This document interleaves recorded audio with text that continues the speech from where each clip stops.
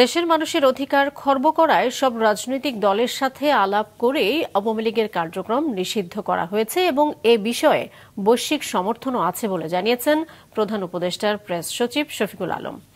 The reporters ইউনিটির meet the press অনুষ্ঠানে তিনি একথা বলেন। আওয়ামী লীগের কার্যক্রম নিষিদ্ধ হয়েছে বিকজ তারা যেই ধরনের হিউম্যান রাইটস অ্যাবিউজ করেছে, তারা জনগণের ভোটাধিকার কেড়ে নিয়েছে, দেশের সমস্ত দেশকে তারা নিয়েছে হচ্ছে একটা ডাকাতির একটা জায়গা হিসাবে, যে যত পারো ডাকাতি করা যায় সেটা হিসাবে নিয়ে তারা তো পুরো বাংলাদেশের মানুষের সমস্ত অধিকার তারা খর্ব করেছে।